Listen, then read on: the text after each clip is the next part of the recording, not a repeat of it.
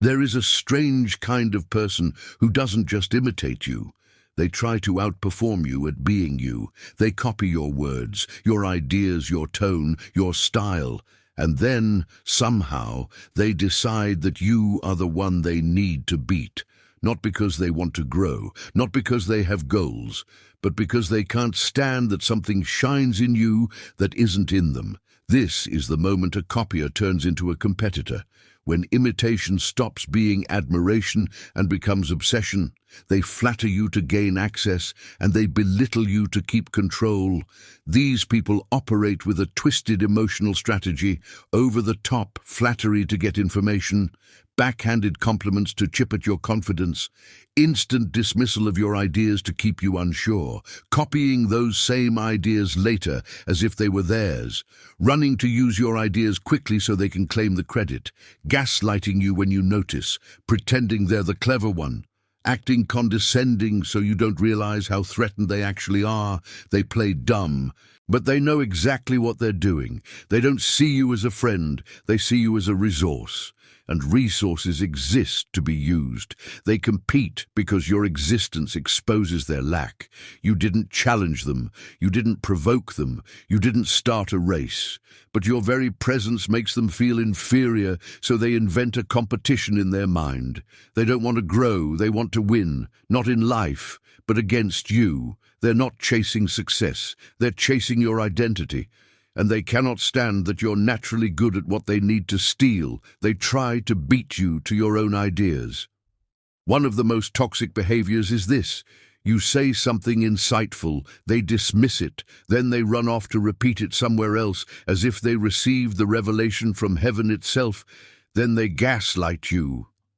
I've always said that. That's what I told you before. You must be misremembering. No, you're not misremembering. You're dealing with someone who weaponizes deceit to protect the illusion that they have originality. Their ego is so fragile they can't even admit where they learned something, so they must pretend they invented it. They underestimate your intelligence because it comforts them.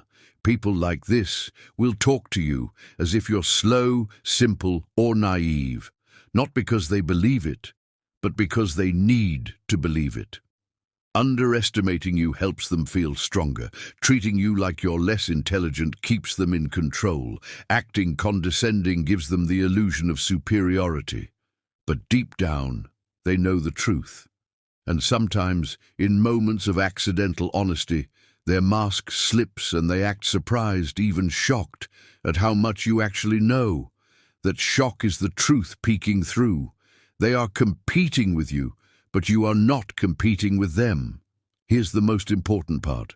You are not in this race. They may be sprinting, scrambling, obsessing, copying, manipulating, flattering, gaslighting, duplicating, trying to outrun you at your own identity, but you're not even on the track.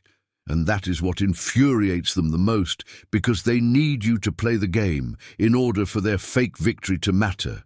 You remove your power the moment you try to prove anything to them. They want your reaction, they want your validation, they want your attention. Your silence is the one thing they cannot outrun. This is the truth they can't handle. You are the original. They are the imitation. That's why they try to compete. That's why they steal. That's why they rush to take credit. That's why they copy your tone, your confidence, your ideas. That's why they chip at you and then mirror you. They're trying to erase the gap between you, but the gap is still there. It always will be. A copy can never outgrow its source.